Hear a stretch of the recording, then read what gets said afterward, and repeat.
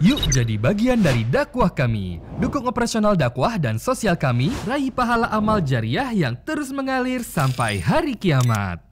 Bismillah, Assalamualaikum warahmatullahi wabarakatuh. Alhamdulillah, tidak henti-hentinya kita selalu bersyukur, memuji dan memuja Allah Subhanahu wa taala atas segala nikmat yang Allah limpahkan kepada kita, terutama nikmat Islam dan iman yang dengannya kita punya panduan hidup. Kita jadi tahu mana yang boleh dan tidak boleh, dan juga kita jadi tahu ternyata kita hanya sementara di muka bumi ini dan akan menuju kepada kehidupan abadi nanti di akhirat sana. Dan ada disiapkan surga bagi orang-orang yang patuh dengan kenikmatan abadinya, dan neraka bagi para pembangkang dan terus melakukan pelanggaran-pelanggaran tanpa bertaubat di akhirat sana dengan neraka. Dan alhamdulillah atas semua nikmat itu, termasuk kita duduk di sini karena kita ingin mempelajari agama Allah dan tentunya berharap ujungnya kita akan masuk ke dalam surga di akhirat nanti dan selamat dari api neraka. Selanjutnya kita panjatkan salam hormat kita kepada Rasulullah Muhammad sallallahu alaihi wasallam sebagaimana Allah telah perintahkan kita untuk mengucapkan salam hormat tersebut. Pertama-tama saya mohon maaf karena terlambat setengah jam kurang lebih, karena tadi dalam perjalanan kami sempat sholat duhur di masjid di tengah jalan dan sedikit macet. Mudah-mudahan ibu-ibu menunggu dalam majelis offline ini, dan bagi teman-teman yang nunggu juga online-nya tetap dicatat pahala tambahan oleh Allah Subhanahu wa taala. Baik, kita akan menutup buku kita ini di bahasan terakhir di ide ke-100 dari 100 ide praktis mendidik keluarga menjadi soleh yang ditulis oleh Abdul Latif bin Hajiz Al-Ghamidi. Dan tentu saja saya kembali mengingatkan buku ini terdiri dari 4 judul inti. Ya. Kalau kita lihat di daftar isinya, di situ ada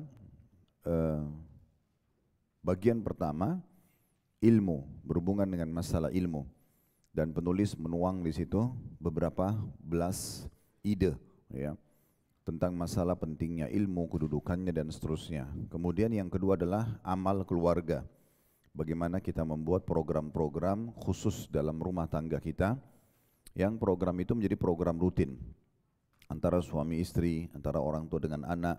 Dan ini juga ada belasan ide yang sudah disampaikan. Begitu juga induk yang ketiga adalah partisipasi keluarga dalam berdakwah kepada Allah.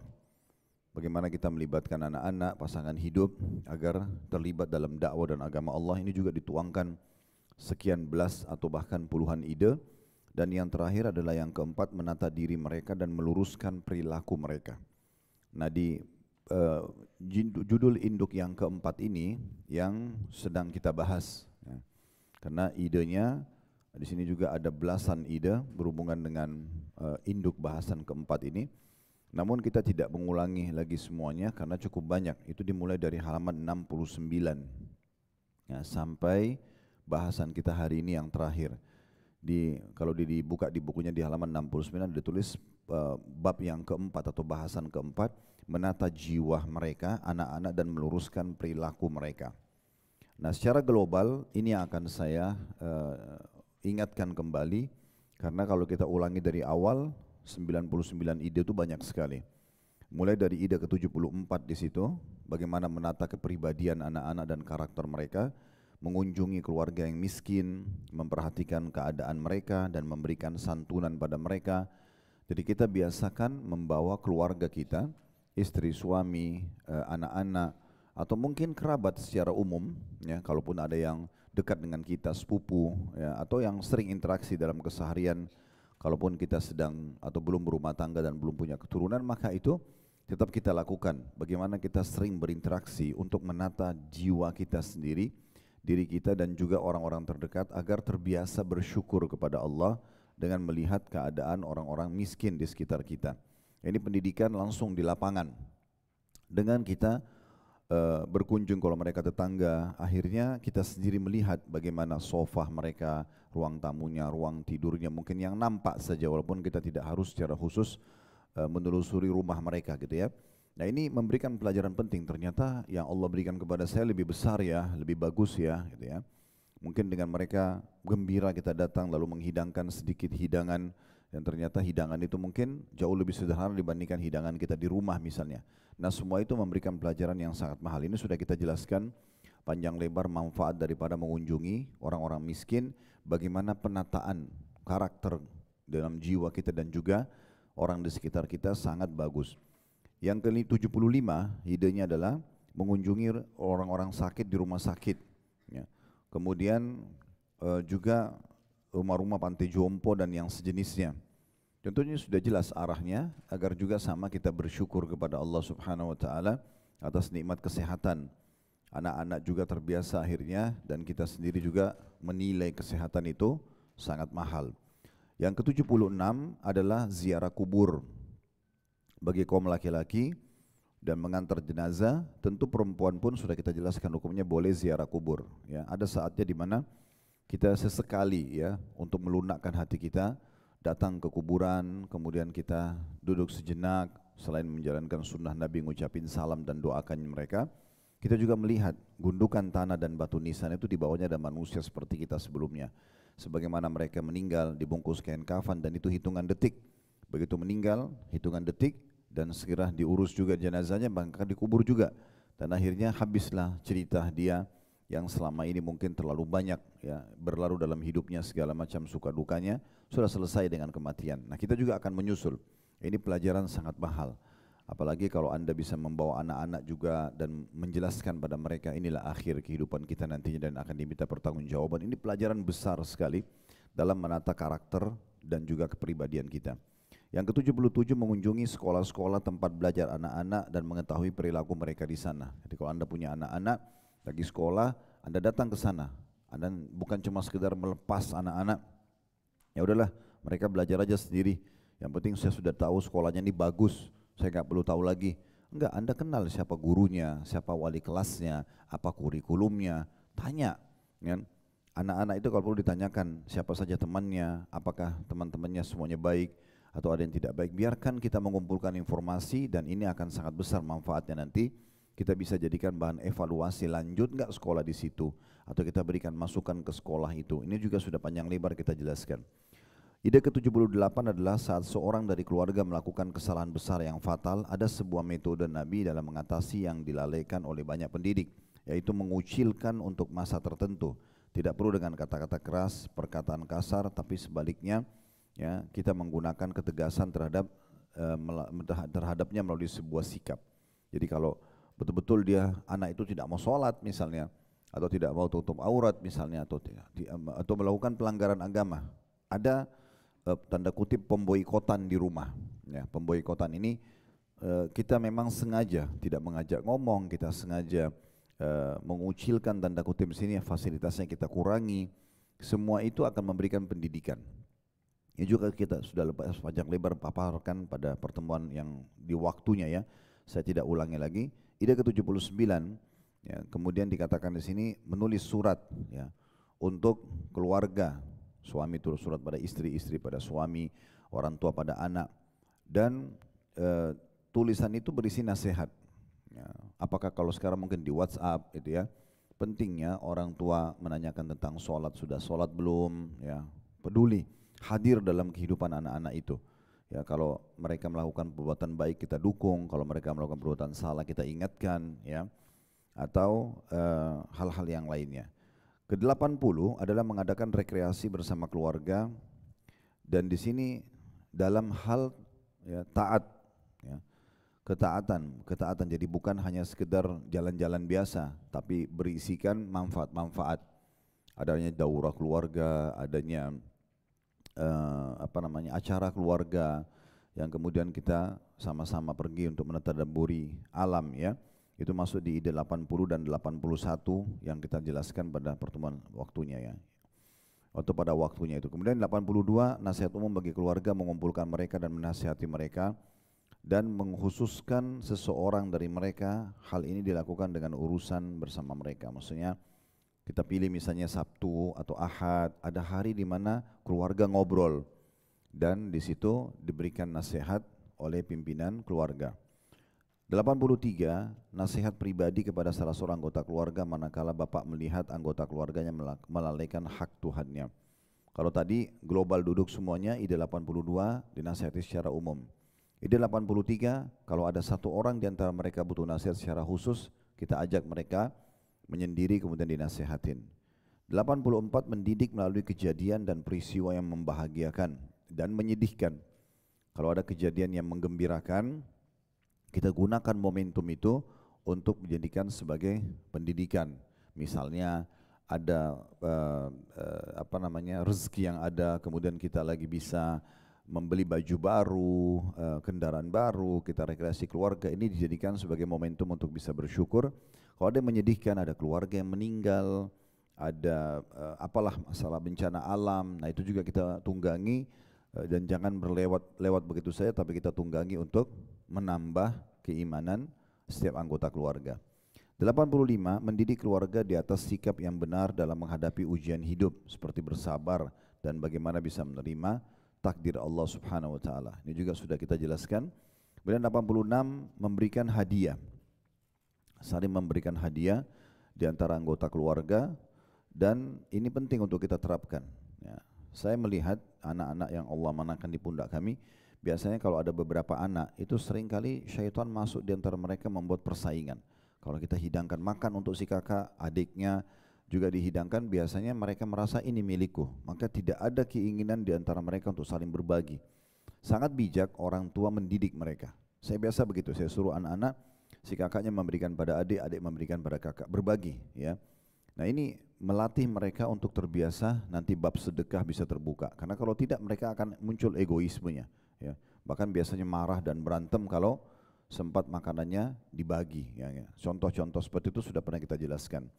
87, menetapkan hukum materi dalam jumlah tertentu atas siapa yang berkata batil, mencaci maki. Maksudnya kalau ada orang yang di antara anggota keluarga yang mengucapkan kata-kata tidak benar, jorok, salah, ya, maka di sini ide ke-87 memberikan hukuman materi. Mungkin dia harus menyediakan atau mengeluarkan uang sekian disedekahkan kepada fakir miskin atau kasih ke masjid sebagai hukuman kenapa dia melakukan perbuatan tersebut. Ini juga sudah kita jelaskan. Ide 88, dalam keadaan tertentu seorang bapak dituntut untuk meninggalkan keluarga dalam waktu tertentu. Ini khusus pendidikan memunculkan rasa rindu dan kangen di antara anggota keluarga. Makanya ada safar, terutama bagi laki-laki karena mereka keluar berjihad, mereka keluar cari nafkah. Nah, safar ini dan datang dari safar nanti itu akan memperbaharui kehidupan dalam rumah tangga, biasanya seperti itu. Kemudian ide ke-88, dalam keadaan tertentu bapak juga dituntut untuk ide 89, mendaftarkan anak-anak untuk mengikuti program liburan musim panas. Nah ini kebetulan di Saudi itu biasa kalau lagi musim panjang, musim panas, ya, mereka liburan panjang sampai 3 bulan, 2 bulan setengah, itu biasanya banyak lembaga-lembaga swasta mengadakan program-program untuk keluarga. Nah itu menarik, ya, sehingga akhirnya keluarga-keluarga itu ikut program-program tahfidz Quran 5 juz dalam 3 bulan, program hafal 15 juz, sudah adakan pertandingan, diberikan hadiah. Nah program-program ini memang di Saudi ada, dan kena penulis dari Saudi maka beliau menyampaikan ini. Nah kalau kita di Indonesia misalnya sekolah buat program atau ada satu lembaga swasta buat program, kita ikutkan diri kita, ikutkan keluarga dan anak-anak, supaya liburan itu jangan cuma habis di depan TV, depan handphone, ya. Ada manfaat-manfaat yang mereka bisa dapatkan. Ide 89, ide 90, berkunjung bersama keluarga kepada para kerabat. Ya, kita datang memperkenalkan kepada mereka kerabat-kerabat kita supaya dia tahu siapa kerabat ibunya, siapa kerabat ayahnya. Ide ke-91, mengajak anak laki-laki untuk ikut menghadiri majelis-majelis yang baik dan kunjungan yang bermanfaat agar anak-anak banyak belajar dan interaksi dengan masyarakat. Ini juga sudah kami jelaskan waktu itu, sekaligus dengan anak perempuan, ya. Boleh, tapi anak perempuan mungkin lebih ketat pengawasannya dari orang tua, ya. Kalau dekat-dekat rumah, ada pengajian di masjid, ada aktivitas apa gitu, ya, boleh. Kalau anak laki-laki nggak ada masalah, walaupun kita harus mengirimnya masuk ke sebuah lembaga hidup ikut beberapa waktu, itu juga cukup bagus.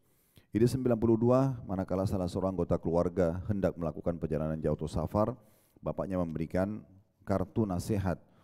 Kalau ada di antara anak-anak misalnya studi tour atau yang apalah, ya, mirip-mirip dengan itu, maka dia menuliskan sebuah kartu, yang kartu itu ada kertas surat berisikan wasiat. Nak, bertakwalah sama Allah, jagalah ini dan itu. Ya, mirip-mirip dengan ide yang sebelumnya, tapi ini lebih khusus kalau lagi safar.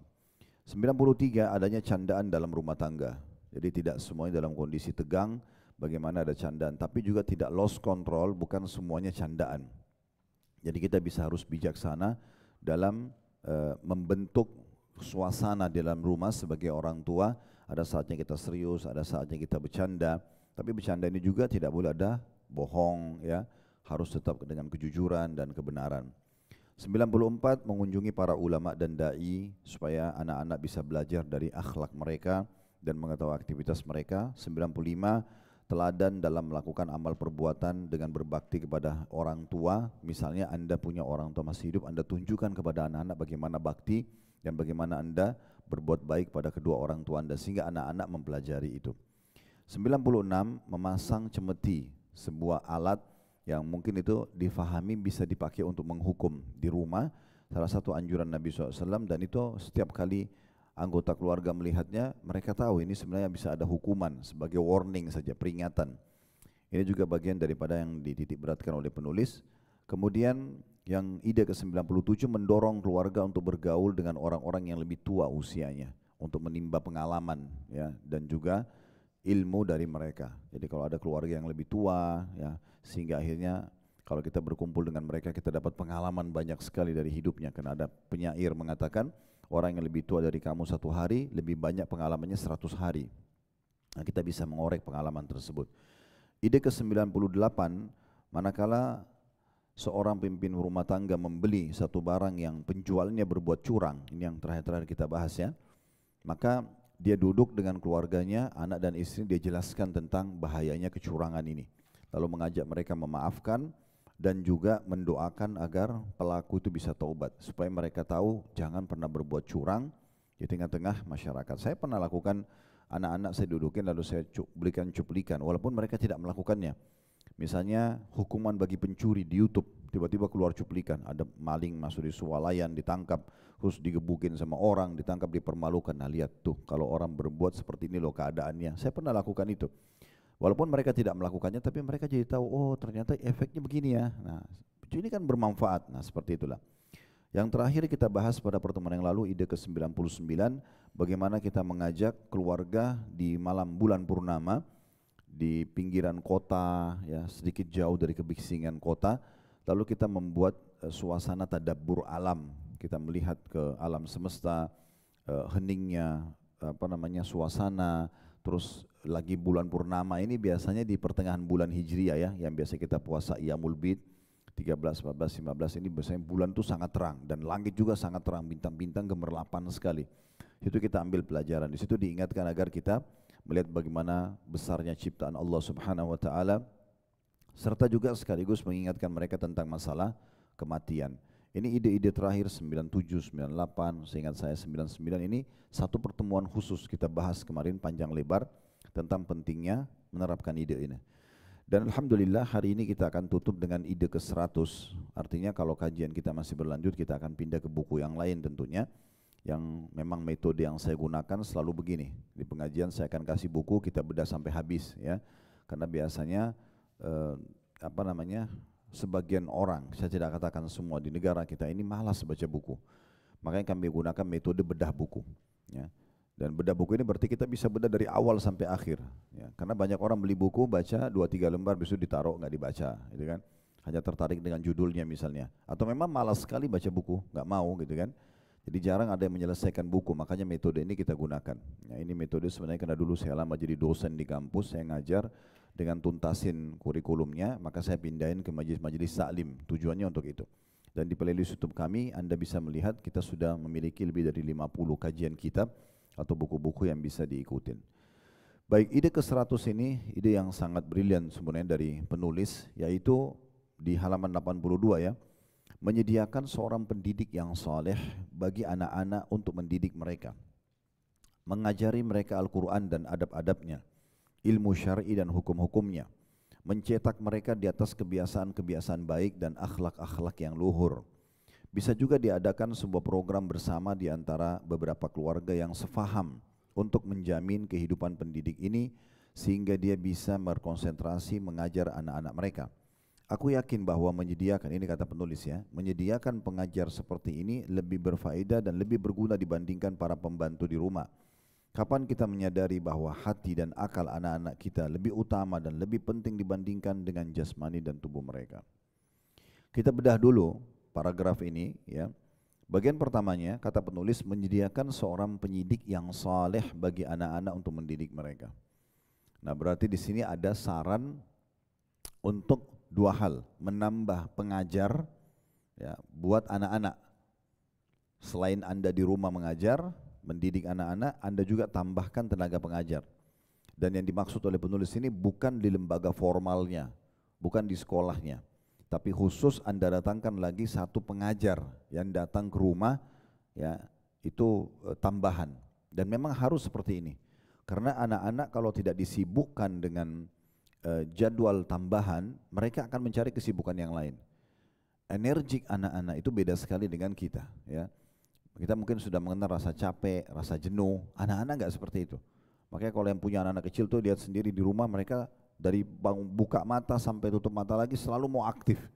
Sebentar loncat, sebentar jalan, sebentar ini, sebentar itu. Jadi memang kalau kita, dan itu terus berkembang sampai umur belasan tahun pun ya. Sampai mungkin di umur 20, 25 tahun itu masih seperti itu biasanya. Banyak mau tahu masa apa, makanya energik sekali. Nah, ini kalau kita tidak maksimalkan di program-program tambahan, mereka akan cari aktivitas. Ya, dan salah sekali kalau kita ya membiarkan itu terjadi. Makanya saya terapkan di rumah pun, kalau selesai pulang sekolah formal, tetap anak-anak harus punya ekstrakurikuler tambahan. Ya, apakah kita datangkan tenaga pengajar itu untuk dan kita bagi, ada yang untuk memperkuat materi-materi mereka di sekolah yang umum, matematika, fisika dan seterusnya. Ada juga yang khusus datang mengajar agama. Walaupun di satu sisi saya bisa mengajarkan mereka, tetapi tidak cukup, ya. Karena biasanya orang tua kalau duduk sama anak-anak tidak mungkin semua waktu dipakai untuk mengajar. Mereka ingin bermain sama orang tuanya, mereka ingin makan bersama orang tuanya, tidak mungkin kita pakai semuanya untuk belajar. Nah, tapi kalau tenaga pengajar dari luar yang kita datangkan, maka itu akan ada efek tambahan. Dan memang kita harus sibukkan, ya. Kami terapkan di salah satu anak yang pertama yang Allah amanahkan di pundak kami, setiap pulang sekolah, dari mulai jam 7.30 sekolah sampai jam 2 sampai setengah 3 siang, itu langsung saya minta istri saya untuk bawa cari kegiatan tambahan. Dan kita ikutkan tahfidz Quran. Walaupun butuh waktu yang lama, ini berjalan dari mulai SD sampai menjelang SMA, baru menyelesaikan 30 juznya, tetapi ada tambahan dan dia terpadatkan sendirinya.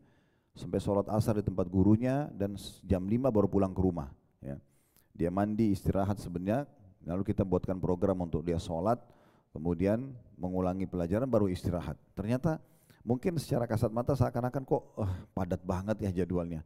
Tapi hasilnya ada, efeknya ada.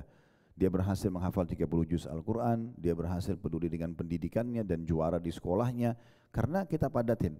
Kalau tidak ternyata mereka sibuk dengan handphonenya, sibuk dengan gamenya, sibuk dengan yang lain. Ini akhirnya menyita banyak hal-hal di mana masa muda ini masa energi. Kalau tidak dipakai maka sudah sulit ya. Orang kalau sudah mulai bertambah umurnya, berkurang penglihatannya, berkurang tenaganya, sudah banyak mengenal dukanya kehidupan. Capek malas sakit dan segala macam itu. Ya itu jarang sekali dikenal di anak-anak yang masih muda gitu ya. Karena mereka tidak mau mengenal itu semua. Bagi mereka sudah pokoknya aktif. Kadang-kadang walaupun dia sakit, dia mau memaksakan diri untuk aktivitas selama dia sukai. Nah itu bagian hal yang harus kita garis bawahi di paragraf ini ya. Kemudian di sini dikatakan tujuan guru tersebut. Nah ini berarti nanti ada yang akan kita jelaskan syarat-syarat guru yang kita pilih ya. Karena tujuannya mengajari mereka. Karena ada sebagian guru mereka dibayar oleh orang tua murid ya, hanya aja memang dia sengaja menghabiskan waktu. Anda bayar dia 1 jam, 1 jam itu bukan ngajar. Dia datang, dia ngobrol sama anak-anak kita, buang waktu 20-30 menit, makan juga yang dihidangkan, hanya tinggal setengah jam belajar. Dan dia berpikir ya sudah, tidak ada yang awasin, tidak ada yang nanya, ini karena pengajarnya buruk ya. Dia tidak merasa bertanggung jawab dengan 1 jam itu. Kalau pengajar yang benar, dia akan datang 1 jam itu dimaksimalkan. Kalau memang setelah itu dihidangkan makan, dia makan setelah kewajiban dia. Misal contoh, Atau jadwal Anda jam sama guru tersebut buat anak jam 4 sampai jam 5 sore, dia boleh datang, kita sampaikan ke gurunya, nanti kita akan berbagi tips ini sebentar ya insya Allah. Anda bisa menerapkan sebuah peraturan sama gurunya, kita akan mulai ustadz atau ustazahnya yang akan datang ngajar jam 4 16.00 sampai 16 sampai 17.00. Anda bisa datang setengah jam sebelumnya. Kami akan hidangkan makan segala macam. Tapi tolong on time ya, Ustadz dan Ustazah tolong on time 16.00. Anak ini saya mau ajar supaya dia biasa on time, harus mulai. Dan padat 1 jam itu sampai 17.00 khusus mengajar. Tidak ada kesibukan cemilan, tidak ada kesibukan ngobrol, tidak ada yang lainnya. Digunakan setengah jam sebelumnya untuk yang aktivitas yang lain, makan, ngobrol, mau tanya kabar anak ini ya silahkan. Tapi di luar jam yang disepakati. Atau nanti setelah ngajar, setelah jam 17.00 selesai, tolong jangan dipotong waktu belajar anak saya, setelahnya Anda boleh duduk. Kami akan siapin makan dan segala macam. Nah ini butuh ketegasan. Sehingga kita bukan hanya sekedar mendatangkan, yang penting anak saya kursusin kok Al-Quran. Pernah nggak Bapak Ibu dapatkan kita bayar guru sekian tahun tapi tidak berubah-berubah anaknya? Tidak ada tambahan hafalannya, tidak ada efek penambahan ilmu agama, kadang-kadang malah akhlaknya tidak baik. Karena memang dari sumber pengajarnya juga tidak baik. Kalau pengajarnya baik kan tidak mungkin. Yang itu contohnya. Nah ini kenapa? Karena orang tua berpikir yang penting saya sudah punya kok juga guru tahfidz buat anak saya di rumah. Saya juga sudah datangkan ustazah atau ustadz buat anak saya gitu kan. Tapi hanya sekedar perkataan, dia nggak tahu ajarannya apa, tepat waktu nggak. Kan ini bukan hanya sekedar teori, tapi pembentukan karakter. Bagaimana anak kita belajar on time dari guru yang kita datangkan. Nah kita ingat titik berankan, ibu atau ayah, umi atau abi membiayai, membayar guru ini untuk belajar. Titik beratkan pada anak itu. 1 jam, 16.00 sampai 17.00, jam 4 sampai jam 5 sore. Jangan dipakai untuk aktivitas yang lain. Nanti kalau setelah selesai, baru bisa aktivitas yang lain. Tidak apa-apa Anda iming-imingkan, ini salah satu poin yang pernah kita sampaikan di beberapa judul kita yang sebelumnya. Kita boleh hubungkan antara prestasi yang dia berikan dengan hadiah. Kasih hadiah. Nanti kalau ini berhasil dilakukan, maka kamu bisa dapat ini dan itu misalnya. Nah itu boleh, gak ada masalah. Tapi ingat selalu kita mengawasin tenaga pengajarnya dan anak yang sedang kita ajar. Jadi atau kita yang sedang jadikan target. Ini yang dimaksud dengan mengajari mereka. Baru kemudian bagian ketiga, Al-Quran dan adab-adabnya, ilmu syar'i dan hukum-hukumnya. Berarti di sini yang penulis ingin titik beratkan, tenaga pengajar yang kita masukkan ke dalam rumah khusus pengajaran agama. Dan ini lebih penting daripada guru-guru yang mengajarkan kurikulum umum. Kenapa? Karena umum bisa didapatkan di sekolah formal. Tetapi belum tentu dia mendapatkan pendidikan agama dan Al-Quran yang maksimal di sekolah. Sebagai bukti misalnya, ini fakta ya, bukan saya menyalahkan lembaga pendidikan, tetapi ini faktanya. Kalau anak-anak di sekolah formal kita tidak lulus matematika atau biologi atau fisika, tidak naik kelas. Tapi kalau dia tidak lulus agama atau tidak bisa ngaji, gak ada masalah, masih bisa dibantu. Ya. Nah ini jadi masalah, akhirnya anak-anak melihat kok kurikulum agama gak penting. Itulah yang menyebabkan di SMP, di SMA umum kita sedikit sekali efek keagamaannya. Jam pendidikan agama 2 jam 1 pekan, ya, 4 jam 1 pekan, kan kecil sekali. Dibandingkan dengan matematika mungkin yang sampai 5-6 jam atau 7 jam per 1 pekannya. Jadi sedikit. Dan ancamannya kalau tidak lulus matematika, maka tidak bisa naik kelas. Tapi kalau agama bisa dibantu oleh sekolahnya. Ini jadi masalah ini. Makanya kita butuh mendatangkan guru yang lain, yang agamis ke rumah untuk mendidik mereka di situ. Bahkan kadang-kadang di sekolah-sekolah agama pun ini penting ya. Oh anak saya sudah sekolah di Islamic boarding school kok. Enggak cukup. Ibu harus dan bapak datang tanya kurikulumnya, lihat perkembangan anaknya. Jangan hanya karena sekolah itu terkenal. Terlalu banyak sekolah terkenal tapi ternyata juga tidak peduli dengan pendidikan anak-anaknya. Hanya dengan sarana prasarananya aja. Oh ya bangunannya oke, ya misalnya, kemudian fasilitasnya oke. Kita datang juga, oh sekolahnya bersih ya. Misal contoh, oh bayarnya mahal, kadang-kadang tolong ukurnya begitu. Padahal sebenarnya bukan itu yang kita inginkan. Yang kita ingin jadikan itu salah satunya. Tapi yang nomor pertama, ya, tingkatan pertama itu adalah bagaimana terbentuk anak kita dari sisi karakternya. Betul-betul dia menjadi anak yang disiplin, peduli dengan ilmu, ya, berprestasi. Nah, semua itu yang kita butuhkan. Kemudian selanjutnya di sini ada bahasa-bahasa juga mencetak mereka di atas kebiasaan-kebiasaan baik dan akhlak-akhlak yang luhur.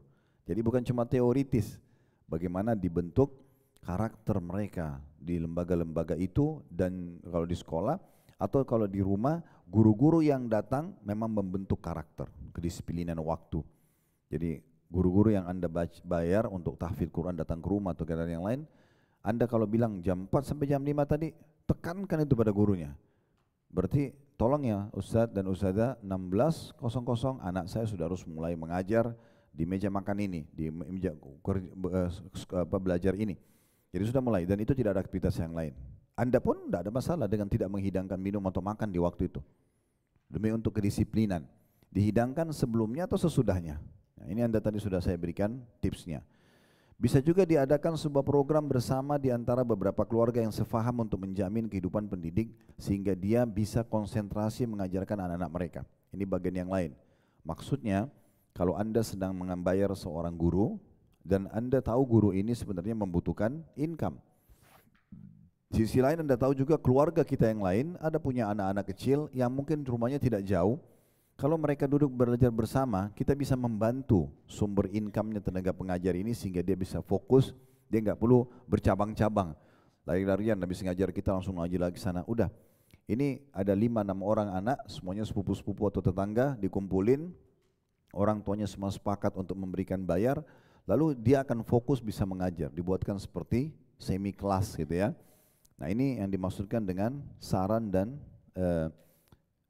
masukan dari beliau ya, untuk menjamin pendidik tadi sehingga dia bisa konsentrasi mengajarkan anak-anak orang-orang yang dititipkan tadi. Nah kemudian yang terakhir adalah dia mengatakan, penulis mengatakan harusnya kita lebih peduli dengan pengajar-pengajar seperti ini daripada pembantu rumah tangga. Karena pekerjaan pembantu rumah tangga kita bisa ambil alih. Siapa di antara kita yang tidak bisa mencuci, menyetrika? Bisa sebenarnya. Cuma kita permudah urusan kita dengan mendatangkan asisten rumah tangga. Itu oke, tidak ada larangan dalam masalah ini. Tapi kita harus tahu mendatangkan pengajar buat anak kita lebih penting daripada asisten rumah tangga itu. Sehingga asisten rumah tangga itu nomor 2, pendidik ini nomor 1. Nah, supaya kalau asisten rumah tangga itu peduli, misalnya dia masak buat anak kita, dia cuci baju buat mereka, itu kan jasmaninya. Rohanianya mana? Harus ada tenaga pengajar yang mendidik rohanianya. Nah ini yang sedang dititik beratkan dalam penutupan perkataan penulis di sini. Jadi memang banyak orang di antara kita, Bapak Ibu sekalian, mohon maaf saya harus bahasakan ini, kita sangat peduli dengan jasmani anak-anak kita. Kita harus selalu cari susu yang terbaik, makanan yang terbaik, ya, baju yang terbaik misalnya, gitu kan, penampilan anak kita dan segala macam. Ini jasmani, oke, selama halal nggak ada masalah. Tapi jangan lupa ada yang lebih penting dari jasmani, karena dua komposisi ini kan sama. Jasad dan ruh ya. Nah ruh ini juga butuh perawatan, butuh juga maintenance, butuh nutrisi. Nutrisinya itu adalah ilmu agama. Ya. Ini yang harus diperhatikan baik-baik. Karena kalau ruhnya seseorang itu kuat, Bapak Ibu sekalian, walaupun jasadnya lemah, itu akan jadi kuat jasadnya. Kalau pernah dengar kisah Julaibib radhiyallahu anhu, sahabat Nabi yang sangat kurus, ya, kecil sekali. Ditemukan di medan perang waktu dia terbunuh, itu di sekitarnya ada 7 atau 8 orang kafir yang dia bunuh. Padahal Julaibib ini orangnya sangat kurus, kecil sekali badannya, dan subhanallah terkenal dengan orang buruk wajah. Artinya tidak punya kelebihan, tidak ada ketampanannya. Sampai Nabi SAW pernah bertemu Julaibib di jalan Madinah lalu mengatakan, wahai Julaibib, saya melihat umurmu sudah cukup untuk menikah. Apa kau tidak menikah? Dia mengatakan, dia sendiri tahu, dia mengatakan, ya Rasulullah, siapa yang akan menikahkan saya? Maksudnya dalam kondisi saya miskin, kemudian juga saya jelek. Maka kata Nabi SAW, saya akan membantu menikahkanmu. Lalu diajaklah menemui seseorang keluarga dari kaum Ansar yang terkenal punya anak perempuan cantik dan pintar, gitu kan. Dari orang-orang yang mampu. Lalu kemudian Nabi SAW mengucapkan salam lalu mengatakan, setelah salam mereka gembira sekali Nabi datang. Nabi SAW mengatakan, kami punya hajat pada kalian. Bahasa ini biasanya berarti mau melamar gitu ya. Mereka sangat gembira karena mereka tahu Nabi yang datang, berarti Nabi mau jadi anak mantunya gitu kan. Maka sangat gembira mereka menyambutnya. Tapi Nabi mengatakan, tapi bukan buat saya, tapi untuk Julaibib. Maka kata kedua orang tua anak perempuan tersebut, kalau untuk Julaibib kami tanya dulu anaknya ya Rasulullah. Karena ini orangnya jelek, miskin, tetapi memang dia terkenal punya keimanan yang sangat kuat gitu. Anak perempuan ini karena mendengarkan perkataan itu dari belakang tirai kamarnya, dia mengatakan, wahai ibu dan ayahku, apakah kalian berdua akan menolak lamaran Rasulullah SAW? Maka terima lamaran dan nikahkan saya sama Julaibib. Maka dinikahkan. Dan ternyata subhanallah berjalan memang karena Julaibib ini lebih kuat ruhnya daripada jasadnya, ibadahnya sangat bagus, sholat malamnya bagus, ibadahnya bagus, dan istrinya sangat terbantukan dengan ibadah-ibadah dia. Dan ternyata ditutup hidupnya dengan mati syahid. Dan waktu terbunuh, Nabi artinya pasti istrinya masuk surga bersama dia. Lalu Nabi SAW menggendong jenazahnya waktu dia mati syahid sambil mengatakan, sesungguhnya dia bagian dari aku dan aku bagian dari dia. Nah, di sini bukan kita katakan, oh nikahkan anak kita sama yang jelek, yang penting imannya kuat. Bukan itu yang dimaksudkan. Tapi maksudnya kepedulian terhadap ruh ini penting. Ya, kalau bertemu antara kuatnya ruhnya, keimanannya dengan fisik dan segala itu bagus sekali, kan gitu. Tapi yang kita titik beratkan adalah penting peduli terhadap keimanan yang merupakan atau ilmu syariah yang merupakan nutrisi daripada ruh kita. Baik, sekarang kita akan tambahkan dengan syarah seperti biasa, penjelasan-penjelasan ya. Yang paling pertama yang harus digarisbawahi adalah kita ini memang sepakat dulu dari semua ide yang kita bahas ini, teman-teman sekalian, tujuannya adalah bagaimana supaya kita punya generasi yang saleh dan salihah. Ya, tidak asing bagi kita hadis Nabi SAW, "Idza mata ibnu Adam inqata amalu illa min thalath." Kalau anak Adam meninggal dunia terputus sumber pahalanya kecuali dari tiga. Tiga ini pasti akan terus mengalir. Yang sangat masyhur kan? Ya, sedekatin jariyah, ya, sedekah yang terus mengalir. Ini pernah kita jelaskan. Kalau Bapak Ibu ada tanah, wakafin buat masjid, buat pesantren dan seterusnya. Ya, kemudian yang kedua adalah waladin salihin, ilmu yuntafa'u bihi, ilmu yang bisa bermanfaat. Ya, kita sebarluaskan ilmu, kita ajarkan. Dan yang ketiga, waladin salihin yad'ulah, anak saleh yang mendoakan. Nah sekarang setiap orang Muslim kalau baca hadis ini, hadis sahih riwayat Imam Muslim, dia pasti coba berpikir bagaimana kalau begitu saya pada saat meninggal, saya punya sumber-sumber ini. Kalau bisa tiga-tiganya sangat bagus. Kita punya wakaf tanah untuk pesantren, untuk masjid sehingga menjadi amal jariah buat kita. Kita juga punya ilmu yang kita belajar dan kita mengajarkan atau kita ikut serta menyebarluaskan buku-buku para ulama. Saya sudah kasih idenya itu hari ya. Kita beli buku-buku, kita sebarluaskan. Kayak buku ini misalnya, beli 10, 20 atau Anda target setiap bulannya berbagi 10 buku aja. Ya. Satu buku aja satu bulan gak masalah. Beli harga berapa? 20 ribu, 30 ribu, 50 ribu. Nggak usah buku-buku yang tebal. 1 sampai 10 kalau bisa lebih bagus. Misalnya kita bagi setiap ke rumah teman, ke rumah kerabat, kita bawa kasih hadiah. Ketemu sama orang dikasih hadiah gitu ya, itu penting sekali. Jadi kita ikut sebarluaskan ilmu. Dan yang ketiga adalah anak soleh. Dan anak soleh tidak mungkin kalau tidak dicetak ya. Nah ini kita sepakati dulu. Jadi semua ide yang 100 ini sebenarnya bagaimana mengerucut kepada kita punya keturunan yang akan bermanfaat buat kita nantinya. Bisa menjadi amal soleh buat kita. Semua amal yang mereka kerjakan maka akan mendapatkan, kita dapatkan pahala dari situ. Ini juga hadis riwayat Tirmidzi dan Ibnu Majah di mana Nabi SAW, "Inna min athyabi ma akala ar-rajulu min kasbihi wa waladuhu min kasbihi." Sesungguhnya yang paling baik dari makanan seseorang dari hasil jerih payahnya adalah yang merupakan hasil jerih payah dia sendiri. Ya. Semua apapun yang kita makan, kalau itu dari hasil keringat kita, itu jauh lebih baik. Karena kita pastikan kehalalannya. Lalu Nabi bilang apa? Dan anak adalah hasil dari jerih payah dia. Maksudnya adalah karena dia penyebabnya anak itu lahir, maka bisa menjadi sumber pahala yang sangat besar. Baik, sekarang kita coba masuk ke lalu bagaimana mencetak anak-anak yang soleh ini. Tentu semua ide tadi 100 ide ini saya bilang untuk itu. Tapi saya ingin simpulkan. Yang pertama, perbanyak doa. Selalu berdoa kepada Allah SWT. Yang belum punya anak, yang sudah punya anak dalam proses pendidikan, yang sudah baik pun anaknya, tetap berdoa. Apalagi kalau anaknya dasarnya jauh dari agama, tidak boleh berhenti berdoa, ya. Karena memang doa ini sangat penting, ya, mendoakan mereka dengan kalimat-kalimat yang baik. Di antaranya Allah sebutkan dalam surah Shaffat ayat 100, potongan ayat pendek. Ya, Rabbi habli minas salihin, surah Shaffat ayat 100. Ya Allah karuniakanlah kau keturunan-keturunan yang saleh, yang baik. Diulang-ulangi terus doa ini. Ya. As-Saffat ayat 100. Ya Allah, karuniakanlah aku keturunan yang baik-baik. Kemudian juga dalam surah Al-Imran ayat 38. Rabbi habli min ladunka dzurriyyatan thayyibah innaka sami'ud du'a. Wahai Tuhanku, karuniakanlah aku keturunan yang baik-baik dari sisimu, sesungguhnya kau maha mendengar doa. Kau maha mendengar doa, ya. Kemudian dalam surah Al-Furqan ayat 74, ini jenis-jenis doanya ya.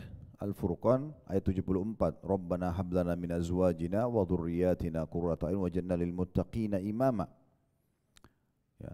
Wahai Tuhan kami, ya, jadikanlah pasangan kami dan keturunan kami sebagai penyejuk mata kami. Dan jadikanlah kami imam bagi orang-orang yang bertakwa, gitu ya. Kemudian juga dalam hadis Nabi SAW diriwayatkan Abu Daud, kata Nabi SAW, salatu da'awatin mustajabat la syakka fihinna, 3 jenis doa yang pasti diterima sama Allah, tidak ada keraguan di dalamnya. Lalu tadi itu 3 ayat Al-Quran yang kami sebutkan, itu bisa Bapak Ibu tambah dengan doa apa saja ya. Bisa kita ucapin sendiri, misalnya kita mengatakan ya Allah, dalam bahasa Indonesia, setelah puji Allah, alhamdulillah, wassalatu wassalamu ala rasulillah, karuniakan aku keturunan yang baik-baik, salih dan salihah, gitu ya. Kalau kita sudah berdoa ternyata Allah belum berikan pun, kita sudah dapat pahala dari doa tersebut, ya. Maka kalau sudah dikarunia tinggal berdoa agar mereka tetap jadi orang baik. Kalau sudah baik tetap supaya mereka istiqomah. Ini semua bagian daripada, jadi semua orang bisa membaca doa ini. Belum punya keturunan pun tetap bisa mendapatkan kemudahan itu, ya. 3 doa yang pasti diijabah. La syakka fihinna, tidak ada keraguan dalam diijabahnya. Yang pertama dakwatul walid, ya. Doanya orang tua buat anak. Jadi Bapak Ibu hati-hati ucapin kata-kata, karena jadi doa, ya. Ini sudah pernah kita singgung tentang bahayanya orang kalau suka mengucapkan kata-kata yang tidak baik. Kau kok nakal sekali nak, ya ibu nyesal lahirin kamu atau apalah. Ya, ini semua berbahaya sekali. Ini pasti diterima tanpa ada keraguan doa orang tua buat anak. Makanya kita selalu berdoa. Mungkin ada yang mengatakan saya sudah doakan anak saya Ustaz tapi belum ada perubahan. Jangan putus asa. Terus ulangin doanya sampai Anda lihat ijabahnya. Yang kedua dakwatul musafir, doanya orang yang musafir. Dan yang ketiga adalah wada'watul madlum, doanya orang yang terzalimi. Jadi intinya bagaimana kita tidak berhenti berdoa. Setiap saat kita ketemu anak, pegang kepalanya misalnya, semoga Allah berikan kau hidayah nak, semoga kau jadi anak saleh. Mau tidur, bangun tidur, selepas makan, interaksi apapun dengan anak-anak selalu ikutkan dengan doa. Termasuk pasangan kita, termasuk lingkungan kita, ya. Kemudian juga yang kedua adalah bagaimana kita sebagai orang tua membenahi diri. Nah ini tidak kalah penting. Ada orang tua banyak mau anaknya hafal Quran, dia sendiri tidak sentuh Al-Quran. Dia mau anaknya menjadi soleh dan soleh, dia sendiri tidak membenahi diri untuk ke situ. Ini keliru. Kita perlu tahu ya, ada efek daripada perbuatan baik kita kepada anak-anak. Ada efeknya. Makin kita soleh dan soleha, makin berefek kepada lingkungan kita termasuk anak-anak. Ya. Kebiasaan yang kita sholat di depan anak-anak, kita baca Quran depan anak, itu memberikan pendidikan walaupun kita tidak berbicara. Makanya dalam sebuah statement yang disampaikan oleh Sa'id bin Musayyib rahimahullah, beliau bilang sama anaknya sudah sangat saleh, baik sekali anak, terbentuk kaderisasinya, menjadi kader yang sangat luar biasa, hafal Quran, menjadi calon ulama. Sa'id bin Musayyib ini seorang ulama tabi'in yang masyhur. Beliau mengatakan kepada anaknya, la azidanna fi salati min ajlik. Saya akan terus menambah kualitas solat saya demi untuk kebaikan kamu. Jadi ternyata bagaimana perbuatan orang tua itu akan menambah, ya, untuk ya kebaikan anak-anak tadi, ya. Begitu juga Umar bin Abdul Aziz mengatakan, "Ma min mu'minin yamutu illa hafidahullahu fi aqibihi wa aqibihi."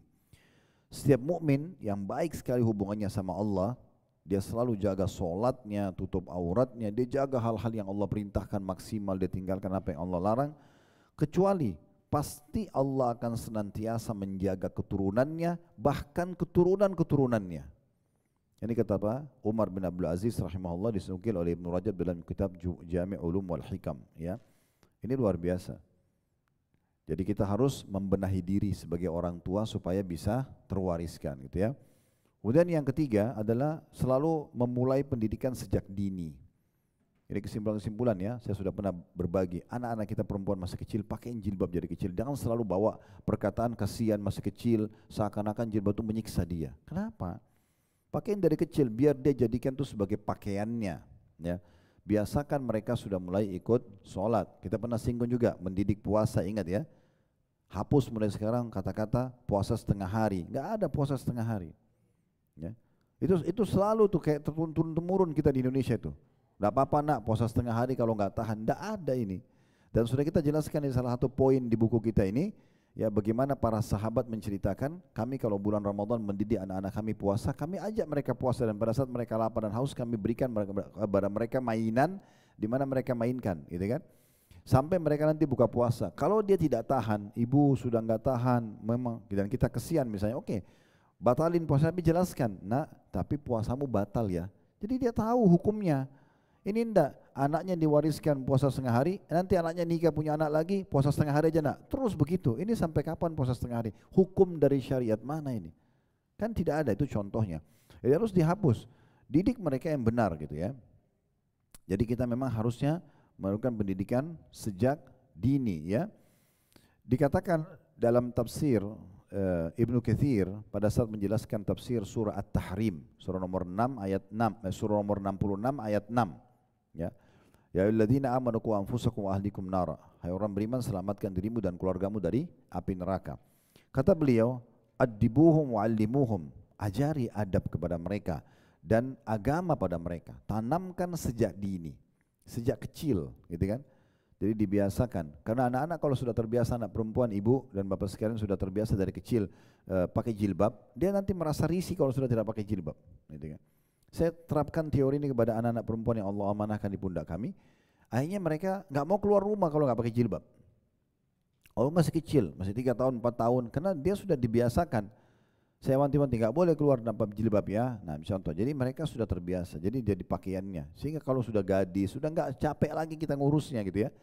Sholat jangan bilang kan belum balik, nanti aja deh nggak apa-apa. Loh, justru sebelum balik itulah pra pendidikannya. Masa begitu balik baru mau diajarin sholat?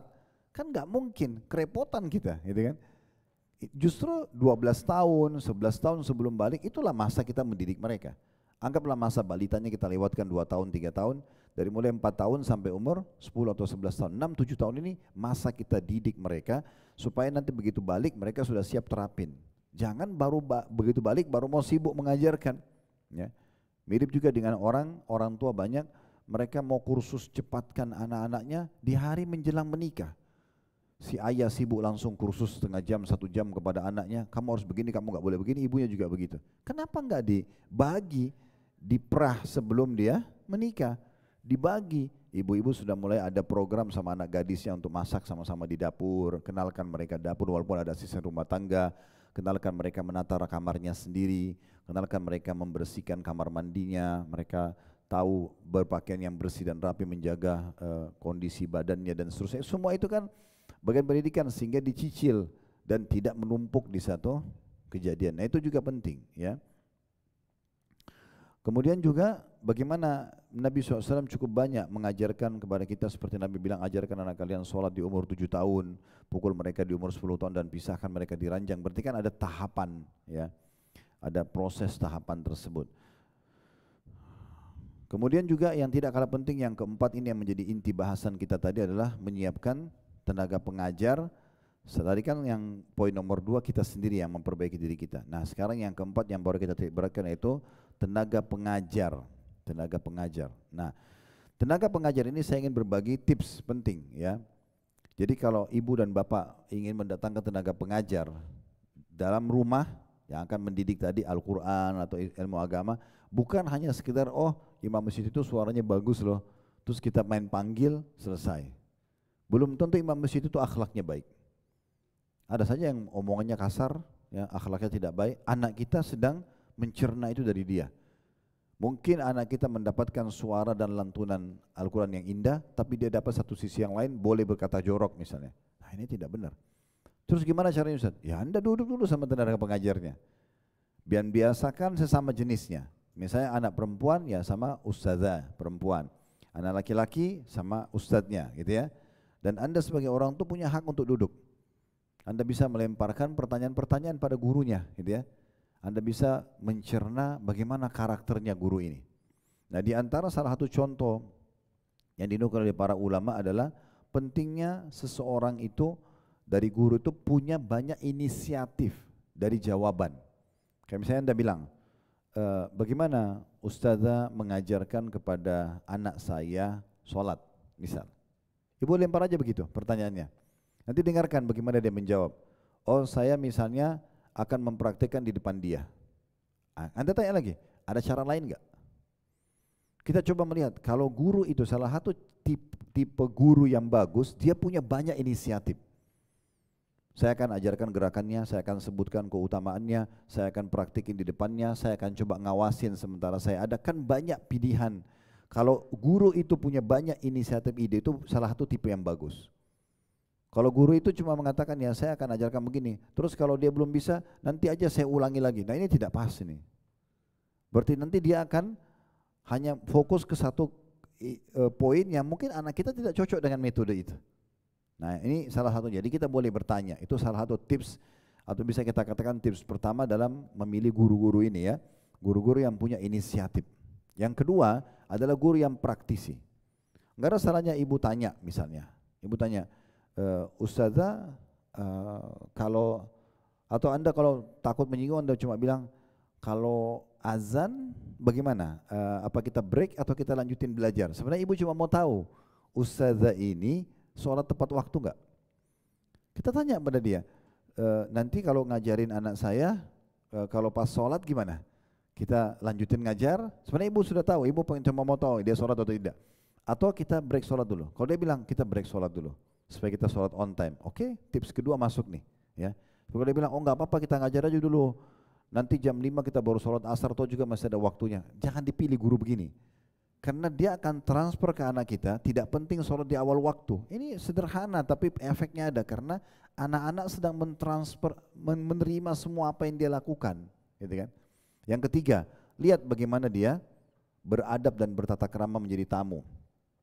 Pada saat misalnya kita persilakan duduk, bagaimana adabnya ustazah itu atau ustadz itu? Apakah dia duduk dengan baik di meja itu? Kemudian pada saat ngobrol, dia menata tutur katanya. Kalau dihidangkan makanan minuman, dia menjaga adabnya, ya. Kemudian dia juga dengan santun memberikan kesempatan kita menjelaskan dulu visi dan misi kita, baru kemudian dia merespon. Ini kan semua bisa kita nilai. Kalau orang begitu duduk, ya bisa minta minum nggak bu? Minta makan nggak bu? Misalnya. Ya, contoh, misal ini belum bicara tentang apa-apa atau sudah bicara kira-kira nanti kalau saya ngajar saya dibayar berapa nih? Bayaran kan orang yang benar. Orang yang cerdas, Bapak Ibu sekalian, kalau mau menawarkan sebuah program atau proyek, dia akan bicara dulu tentang proyek itu, menjanjikan oke, baru bicara masalah angka. Kan begitu. Kalau orang dari awal sudah bicara angka, saya mau ngajar tapi saya dibayar per jamnya 100.000 misalnya. Clear, selesai, jangan pilih guru begini. Tapi kalau orang betul, saya akan datang mengajar, apa yang Anda akan berikan kepada anak saya akan ajarkan ini. Benar. Coba bisa dijelaskan nggak sebagian metode kepada saya? Oh begini caranya. Kita seakan-akan jadi anak di situ, lihat bagaimana dia ngajar, kan gitu. Nah kalau sudah selesai baru, kami berapa kali coba memilih head marketing di kantor atau misalnya bagian IT. Semua orang yang datang menawarkan diri dan mau bekerja, pasti yang pertama adalah saya minta mana coba presentasikan kepada kami apa yang Anda akan lakukan di perusahaan ini. Ya. Kemudian kira-kira kita kasih opsi yang kedua, payroll yang Anda harapkan berapa? Biasanya ada orang langsung mengatakan, kalau saya biasanya di perusahaan lain itu saya dibayar sekian. Dia mulai dari payrollnya dulu, dari gajinya dulu. Baru kemudian dia jelaskan program ini, dari awal saya sudah kasih isyarat ke GM-nya, ini nggak diterima. Tapi kalau orang itu datang, ini program kami, ini program, dan ternyata sebelum masuk ke perusahaan kami, dia udah cek media. Oh, Ajwat Resto itu sempat ada komen seperti ini, di tanggal sekian. Padahal dia belum masuk misalnya. Dia udah cek, oh ini di Uhud Tour ini ada program yang paling sukses itu adalah tanggal ini karena sekian banyak komennya begini. Dia sudah berikan kita banyak masukan-masukan. Nah karena kita sudah yakin dengan program dia, oke sekarang kita deal-dealan harga. Nah itu baru kita bisa jadikan sebagai patokan. Nah, ini harus cerdas dalam memilih karena banyak orang, guru sudah masuk ke rumah bertahun-tahun tidak ada efeknya. Nggak ada perubahan pada anak-anak. Hafalannya nggak bertambah, Anak-anak malah tetap makin ugal-ugalan, kadang-kadang menukil perkataan gurunya, ikut memukul anaknya karena juga dia mukul anak kita. Nah ini hal-hal yang harus hati-hati gitu ya. Jadi kita lihat juga nih orang ini praktisi atau tidak gitu ya. Dan kita bisa melihat dari adabnya, tata keramahnya, bagaimana dia menjadi tamu di rumah kita. Karena itu akan menukil semuanya, ya akan menukil semuanya itu ya. Hati-hati tadi dengan guru-guru, tidak apa-apa kita sambil mengawasi, melihat ya. Karena ada guru 1 jam itu dipakai ngobrol kadang-kadang sama anak-anak. Dan dia sengaja, anak-anak ajak ngobrol, dia ngobrol juga. Tujuan dia menghabiskan waktu. Nah itu banyak. Akhirnya 1 jam yang kita bayar, ternyata dia cuma pakai 15 menit atau 20 menit untuk ngajar anak kita. Itu pun belum maksimal. Nah itu contohnya. Anda tidak apa-apa 1 jam anak-anak belajar, Anda juga seperti belajar. Lihat itu. Oh ternyata guru ini maksimal. Salah satu juga tips yang menarik adalah kita melihat yang keempat, guru itu ya dia peduli nggak dengan pemahaman anak kita. Misal contoh, hari ini Ustazah mau ngajar apa? Ustaz mau ngajar apa? Oh surah An-Najm. Berapa ayat yang mau dihafalkan ke anak saya? 10 ayat, 15 ayat misalnya. Oke, 15 ayat ya. Oke, sekarang kita lihat dalam 1 jam itu 15 ayat ini mencapai target nggak? Jadi kita memang harus ada hadir di situ dan kita tanya 15 ayat ini berhasil nggak dihafal? Tanyain kepada anak kita. Kita bisa lihat, ngawasin dari jauh, kita mendengarkan gitu ya. Nah, atau kalau boleh kita duduk di situ. Ustazah saya juga mau dengar ya, misalnya. Saya juga mau lihat nih. Nah, jadi kita lihat di situ kita lihat metode dia mengajar. Tentu guru yang peduli dengan anak-anak didiknya dan dia mau itu menjadi amal jariah buat dia pasti akan peduli sekali dengan hafalannya. Dia akan gunakan beberapa metode, dia akan bersuruh mengulangi gitu kan. Dan targetnya harus mencapai di waktu itu. 1 jam selesai 15 ayat. Bukan kayaknya Bu maaf dia anak ini belum bisa hafal. Jadi saya cuma hafalkan dia 7 ayat. Berarti dia keliru dalam metode dia dong. Dia kenapa bawa tadinya 15 ayat? Nah, dia menjanjikan 15 ayat dia harus bisa capai target. Berarti ini orang asal cuma taruh saja angka. Harusnya kan dia tahu. Selama ini mungkin pengalaman dia dalam 1 jam bisa menghafal 15 ayat contohnya. Itulah yang diterapkan ke murid-muridnya. Contoh. Nah, jadi bukan cuma angka. Kapan dia turun dari target itu berarti tidak layak untuk jadi guru. Kenapa dia jadikan sebagai targetnya? Nah, memang harus kita super ketat dong kita bayarkan gitu. Nah, seperti itu. Ini diantara hal-hal yang harus diperhatikan. Nah, dari satu sisi kita juga harus memperhatikan tentang tingginya dan dalamnya ilmu ya yang dimiliki oleh tenaga pengajar itu ya. Jadi walaupun dia ngajar Quran, mungkin kita juga lihat dia pengetahuan agamanya juga harus kita tahu ya. Makin tinggi ilmu agamanya maka makin bagus ya. Ada sebuah riwayat walaupun riwayat ini dilemahkan oleh sebagian ulama. Namun hadis ini sebagian ulama yang lain menjadikannya sebagai gambaran saja tentang kedudukan para ulama sendiri atau pengajar lah ya. Kata Nabi SAW, inna mathala ulama'i fil ardi kamathalin nujumi fis sama' yuhtada biha fi dhulumatil barri wal bahr fa idan tamasatil nujumu awshaka an tadillal hadahu atau hudat ya an tadillal hudat. Permisalan ulama di muka bumi ini maksudnya orang yang kuasai bidangnya, karena alim itu adalah orang yang menguasai bidangnya ya. Maka seperti bintang-bintang yang ada di langit, bintang dapat memberi petunjuk kepada orang baik di kegelapan malam ataupun ya bisa memberikan petunjuk di gelapnya malam baik di darat ataupun di lautan. Jika bintang-bintang tak muncul, maka manusia tidak bisa mendapatkan petunjuk. Nah, seperti itu gambarannya ya. Jadi memang kita memilih ya orang-orang yang pantas. Yang tidak kalah penting adalah teman-teman sekalian, kita juga harus berkorban. Nah, ini tips selanjutnya. Jangan pikir guru A sama guru B. Sebenarnya sih guru A memang lebih pintar, cuma mahal banget bayarnya gitu. Guru B oke lah ya, sedang-sedang, lebih murah, lebih terjangkau sebenarnya. Tapi kita tahu kita bisa bayar guru A. Teman-teman, tidak bisa bertemu antara ilmu yang luas, ilmu yang dalam dengan biaya yang kecil. Susah. Kita mau belajar, kita nggak mau investasi. Kalau beli makanan kita mau beli yang mahal, ilmu kita nggak mau beli yang mahal. Gimana ceritanya ini? Kan itu nggak mungkin. Ini dengarkan ya, Imam Syafi'i berkata rahimahullah dalam syair beliau, "Akhi, lan tanalal ilma illa bisittatin." Wahai saudaraku, kau tidak akan bisa meraih ilmu kecuali dengan 3 cara atau dengan 6 ya, dengan melalui 6 hal.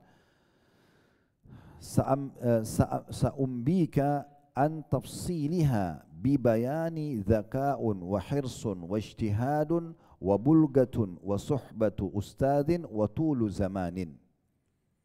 Beliau mengatakan, aku akan beritakan kepadamu tentang 6 perkara itu. Tidak bisa kita menjadi seorang penuntut ilmu, bahkan menjadi seorang alim kecuali melalui 6 hal ini. Beliau mengatakan, aku akan kabarkan padamu perinciannya yang jelas. Yang pertama, kecerdasan. Pengajarnya harus cerdas, murid juga yang diajar harus cerdas, orang tua yang sedang mendatangkan gurunya juga harus cerdas.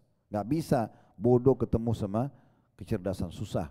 Kita pun harus cerdas. Tadi diantaranya kejelian kita menanyakan tentang tenaga pengajar, metode dia dan segala macam, dan kita bisa cerna, ini orang cerdas nggak sih? Kita bisa tahu. Kalau orang bodoh untuk apa dipanggil ngajar? Nggak ada gunanya. Kemudian yang kedua, kemauan yang kuat. Guru yang orang tua mau anaknya sukses, guru yang sedang mengajar juga mau murid yang dia ajar itu sukses, ya, bukan cuma pikirkan uang. Murid yang sedang diajar juga mau jadi orang yang sukses. Yang ketiga, semangat, ya. Tadi kemauan sama semangat ada bedanya, ya. Kemauan berarti memang dia terdongkrak mau, kalau semangat ini berarti dia kontinuitasnya, rutinnya dia terus melakukan, ya, perkembangan. Yang keempat, bekal yang cukup dalam bentuk harta. Ini yang kita titik beratkan. Memang harus keluarkan harta. Orang banyak membayar pendidikan mahal karena dia tahu kualitas pendidikannya bagus. Itu normal banget itu. Normal banget gitu, ya. Kemudian yang kelima adalah, tadi yang pertama kecerdasan, yang kedua kemauan, yang ketiga semangat, yang keempat bekal, yang kelima adalah bimbingan yang tepat. Bimbingan yang tepat dari tenaga yang tepat. Yang keenam terakhir, waktu yang lama, waktu yang disediakan, ya. Itu perkataan Imam Syafi'i. Yang kita titik beratkan adalah tentang masalah pengeluaran juga harta. Syu'bi atau Syu'bah, ya, rahimahullah berkata, man talabal hadith aflas. Siapa yang mau mendalami ilmu hadith, mau pintar, dia harus siap bangkrut. Dia harus siap bangkrut. Ya, dikatakan Imam Malik rahimahullah menuntut ilmu sampai menjadi ulama terkenal dan mazhab itu sampai menjual kayu atap rumahnya. Imam Ahmad rahimahullah dibiayai oleh ibunya itu sampai habis semua persimpanan hartanya demi untuk Imam Ahmad jadi ulama besar. Ibunya Rabi'ah seorang ulama besar, dititipkan oleh suaminya uang dari hasil ghanimah harta rampasan perang. Jumlahnya itu puluhan miliar kalau kita sekarang. Mungkin bisa sampai mendekati ratusan miliar, banyak sekali. Habis hanya untuk mencetak anaknya menjadi ulama. Sampai suaminya pergi medan perang, masa itu belum ada telepon, orang nggak bisa ngomong gitu, ya. Pergi medan perang, kemudian pulang dari medan perang, sekian tahun, dia pertama titipin uang, ini uang, ya, yang puluhan miliar tadi itu sekian, bahkan mendekati angka 100 miliar kalau tidak salah, nilai rupiahnya pernah saya kurskan. Itu kemudian beliau pergi lagi berperang, tidak pulang kecuali setelah belasan tahun. Suaminya bilang, jadi anak ini dari kecil ditinggalkan sama ibunya. Ibunya biayai hidupnya terus belajar ilmu, pergi ke alim sana belajar, pergi ke alim ini belajar, sampai menjadi ulama besar. Satu waktu pulang, sang ayah atau suami ini pulang, kemudian dia bilang sama istrinya setelah melepaskan rindu segala macam, lalu dia mengatakan, ini saya ada bawa lagi harta dari harta rampasan perang ghanimah, namun bagaimana nasibnya dengan harta yang sebelumnya? Karena harta itu ratusan miliar, puluhan miliar itu banyak banget. Di masa sekarang ada banyak, apalagi zaman dulu gitu kan, pasti masih ada. Istrinya bingung mau jelasin gimana ya, uang ini habis untuk anaknya belajar. Apalagi masa dulu orang pergi jauh, menuntut ilmu pergi ke ujung Irak, ya, naik tunggangan, biayanya besar dan segala macam. Maka dia bilang, nanti insya Allah di malam hari saya akan jelaskan. Ya, kebetulan pas masuk waktu sholat maghrib. Ini sang suami atau ayah ini mau pergi ke masjid sholat. Kebetulan memang anaknya belum ditemuin sama dia. Karena Rabi'ah ini sebagai anak, dia akan mengajar di masjid malam itu. Jadi dia dari asar sudah nunggu di masjid. Dia nggak tahu kalau ayahnya datang, karena tidak ada telepon, nggak ada apa, tiba-tiba sudah muncul pulang dari medan perang. Maka terjadilah diskusi bicara antara suami istri, lalu istrinya mengatakan nanti malam saya akan jelaskan. Sekarang udah mau maghrib, anda sholat aja di masjid. Pergilah sang suami ke masjid, dia lihat di masjid ada seorang alim habis sholat maghrib, Duduk di sebuah kursi, penuh orang semua hadir mendengarkan ceramahnya. Dan dia duduk dengarin sampai Isya. Ilmunya padat banget orang ini. Dia tidak tahu kalau itu anaknya. Si laki-laki ini tidak tahu kalau itu anaknya. Begitu dia pulang habis Isya, dia bilang, tadi Masya Allah di masjid itu ada seorang alim. Ilmunya sangat luas, karena ini juga dia faham ilmu agama. Omongannya jelas, jemaahnya banyak. Langsung istri itu mengatakan, apakah engkau tahu siapa orang itu? Dia bilang, tidak, itulah anakmu Rabi'ah. Oh, dia bilang, alhamdulillah, terima kasih kau sudah didik gini segala macam, dipuji istrinya. Dia mengatakan, dan perlu kamu ketahui, uang yang kamu titipkan telah habis untuk membentuk dia seperti itu. Maka kata ayahnya, kalau untuk itu tidak masalah, habiskan saja. Maksudnya apa? Memang sulit sekali mempertemukan antara hemat dalam membayar ilmu dengan mau ilmu luas. Gimana caranya? Itu nggak mungkin itu ya. Nah, ini juga perlu digarisbawahi. Saya pernah ditanya oleh beberapa tempat waktu itu ya. Saya pergi isi ke sana, isi di sini pengajian. Karena tidak semua ustadz juga ini punya usaha. Tidak semua orang ustadz ini oh ya punya ide bisnis segala macam. Kebanyakan mereka fokus ngajar gitu ya. Ada beberapa tempat datang kepada saya mengatakan, Ustadz, saya pengen mengundang Ustadz Fulan, Ustadz Fulan, Ustadz Fulan. Ustadz ini terkenal nasional. Pertanyaan saya pertama kepada pengurus itu, Anda siap membayar transportasinya? Jawab dulu ini. Nanti kalau datang dari kotanya naik pesawat, jangan naikin bus orang, naik kereta. Kalau Anda bisa buat pesawat, buat dia nyaman. Siapkan uang untuk dinilai ilmunya dia, siap.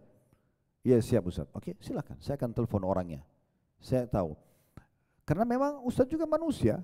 Sekarang kalau dia dipanggil mengajar, kalau apalagi tidak punya bisnis, tidak punya, dia cuma income dari situ. Sekarang dia ngajar di sebuah tempat, 100 orang atau 1000 orang yang hadir dikasih uang 1 juta rupiah. Misalnya contoh angka saja. Yang satunya dikasih uang 10 juta rupiah, sama-sama ngajar. Yang mana dia pilih? Manusia sekali dia ngajar yang bilang 10 jutanya misalnya. Karena memang dia pikir ya ini sama aja waktunya, sama aja ngajar materinya. Tapi sini akhirnya kalau diundang lagi, maaf saya tidak bisa, saya punya jadwal. Memang karena dia pilih jadwal yang lain, itu normal. Cuma kan susah untuk dibahasakan. Makanya saya sering bahasakan, kecuali memang dia punya sumber income, ya lain berbeda. Dia akan pertimbangkan bagaimana hanya fokus ke ilmunya, tapi dia mau biayai keluarganya. Nah ini dalam ilmu juga penting seperti itu. Imam Malik berkata rahimahullah, ya la yablugh ahadun min hadzal ilmi ma yuridu hatta yadribuhu al-faqr wa yu'thiruhu ala kulli syai'. Seseorang tidak akan mencapai ilmu ini, level ilmu tertinggi menjadi seorang alim sesuai dengan apa yang diharapkan sehingga ia siap menjadi fakir dan berpengaruh kepada semuanya. Maksudnya banyak uang yang harus dia keluarkan.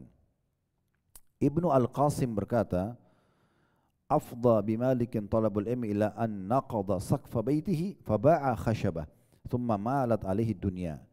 Mencari ilmu menyebabkan Imam Malik membongkar atap rumahnya dan dijual, ya, menjual kayunya. Kemudian setelah itu barulah dunia berdatangan padanya. Terbuka pintu-pintu rezeki untuknya, gitu ya. Al-Khatib Al-Baghdadi rahimahullah menukil sebuah riwayat, anfaqa Ibnu Aisyah ala ikhwanihi 400,000 dinarin fillah hatta ittaja ila an ba'a saqfa baitihi. Ibnu Aisyah membelanjakan harta untuk saudara-saudaranya untuk menuntut ilmu sebanyak 400.000 dinar, ya, 400 dinar maaf, sehingga ia menjual atap rumahnya.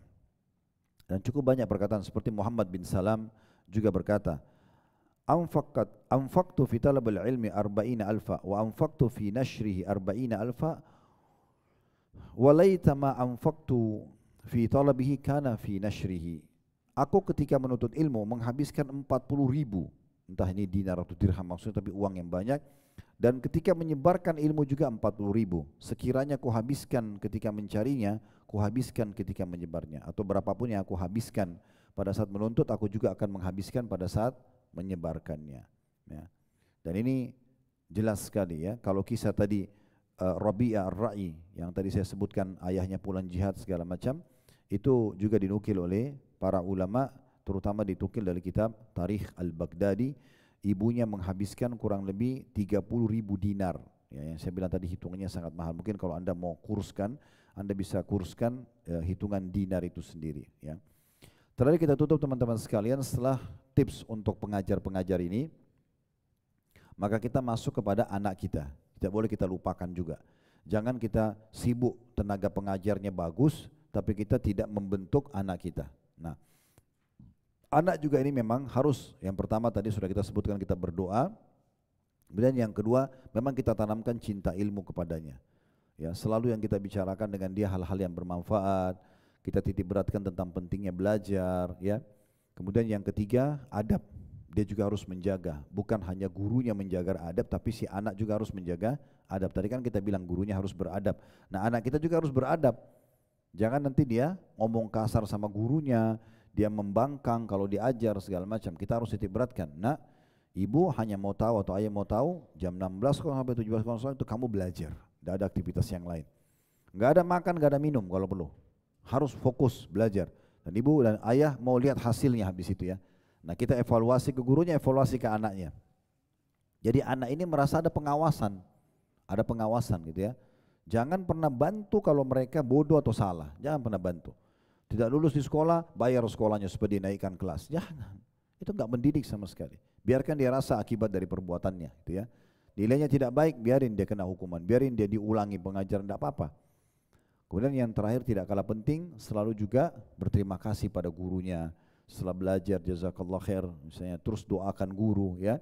Dinukil dari perkataan para salaf, mereka mendoakan guru-guru mereka, murid-murid Imam Syafi'i dinukil mereka mengatakan kami terus mendoakan guru kami Syafi'i ya, baik di masa hidup ataupun sudah meninggal. Juga banyak di antara murid-murid ulama ya, kita harus mendoakan karena memang mereka ini adalah orang-orang yang telah mewariskan ilmu yang baik kepada kita semuanya. Nah, ini kurang lebih gabungan bagaimana kita membentuk yang kita harapkan dari anak-anak kita supaya menjadi orang baik. Izinkan saya baca penutup dari buku kita ya, karena ini memang yang terakhir ditulis oleh beliau. Beliau mengatakan, penulis pembaca yang mulia, ini adalah buah fikiran, intisari pengalaman, hasil penelitian dan pengamatan yang dapat Anda baca dan mengambil manfaat darinya. Kebaikan dan kebenaran yang engkau dapatkan di dalamnya adalah berkat taufik Allah yang Maha Pemurah lagi Maha Pemberi. Dan Allah menyebutkan dalam surah Hud ayat 88, wa ma taufiqi illa billah alaihi tawakkaltu wa ilaihi unib. Dan tidak ada taufik bagiku melainkan dengan pertolongan dari Allah. Maksudnya taufik itu berhasil menyelesaikan satu pekerjaan. Hanya kepada Allah lah aku bertawakal dan hanya kepadanya lah aku kembali. Ini menandakan bahwasanya penulis buku ini adalah orang yang bertawadhu ya. Beliau mengatakan ini semua bukan dari saya, tapi Allah yang memberikan taufik sehingga saya bisa menyusun 100 ide ini. Beliau mengatakan, gigitlah ia dengan gigi geraham. Ini biasanya orang Arab mengatakan kalau kita disuruh istiqomah dalam sesuatu, gigit dengan gigi geraham. Ya, biasanya kita kalau diserang atau kita membela diri, kita menggunakan tangan, gunakan kaki. Terakhir sekali kalau sudah tidak mampu, kita pakai gigi geraham, ya, menggigit gitu ya. Nah, ini disilakan peganglah dengan gigi geraham. Nabi SAW menggunakan istilah ini ya, berpegang teguhlah pada sunnahku dan sunnah khulafaur rasyidin setelahku, walaupun dengan gigi geraham gitu ya. Ini yang dimaksudkan. Peganglah ia dengan telapak tangan kuat-kuat. Apa yang sudah dipelajari, pegang, jangan sampai hilang. Oh iya, saya pernah belajar sih di kelas begitu, tapi saya sudah lupa poinnya, misal. Itu sayang banget ya. Ketahuilah ia selanjutnya, ya, ketahui maksudnya ilmu itu dan amalkanlah. Seterusnya serukanlah, ajarkan supaya tidak hilang, seraya bersabar di atasnya. Doakanlah saudaramu ini, maksudnya penulis buku, agar usahanya diterima oleh Allah Subhanahu wa taala dan diberi pahala olehnya. Di sini kita mengatakan karena kita sudah belajar, jazakallahu khair, semoga Allah berikan beliau balasan dan Allah ikut sertakan kita bersama mereka di pahala sama penulis buku ya. Ini juga penting. Karena setiap kali ada orang berhasil melakukan satu perbuatan baik, kita berdoa agar kita bisa disamakan dengan orang tersebut ya, kita bisa disamakan. Sebaliknya, kesalahan dan kekeliruan yang Anda temukan padanya, maka sisihkanlah dia.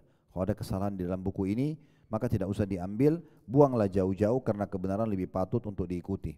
Misalnya Bapak Ibu pernah menemukan ada satu ide yang lain, bahkan bentrok dengan ide beliau, beliau mengatakan tinggalkan dan ambil kebenaran. Kemudian dikatakan juga oleh beliau di sini, hikmah adalah barang hilang seorang mukmin. Bila dia menemukannya, maka dia lebih berhak atasnya. Maksudnya, kalau ada ilmu lebih baik Anda temukan, Anda dahulukan itu daripada ini ya. Doakanlah saudaramu ini, maksudnya penulis buku, agar Allah mengampuni kesalahan dan memaafkan kekeliruannya. Ketahuilah bahwa dosa-dosa yang menjerumuskannya, kemaksiatan-kemaksiatan yang menderahnya dan kesalahan-kesalahan yang dilakukannya telah menghalangi dari kebenaran.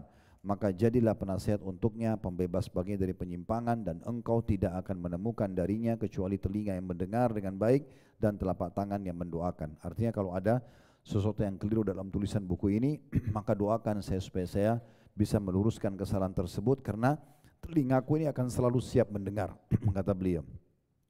Lalu penutup beliau mengatakan, semoga keselamatan dan rahmat dari Allah dicurahkan kepada anda dengan karunia dan kemurahannya. Dialah pemilik karunia yang besar. Lalu salawat dan salam semoga selalu tercurahkan kepada Rasul kita yang mulia, juga bagi keluarga beliau dan yang baik lagi suci. Lalu nama beliau itu Abdul Latif bin Hajiz Al-Ghamidi, hafidahullah, dalam buku ini. Dan dengan ini alhamdulillah kita sudah selesaikan buku ini. InsyaAllah nanti kedepannya kita akan pindah ke buku lain kalau kajian kita masih berlanjut. Iya. Semoga bermanfaat. Kalau benar dari Allah silakan diambil dan diamalkan. Kalau ada salah dari saya, dan itu saya beristighfar dan memohon maaf kepada Bapak Ibu sekalian. Subhanakallahumma bihamdika, asyhadu an la ilaha illa anta astaghfiruka wa atubu ilaik. Wassalamualaikum warahmatullahi wabarakatuh.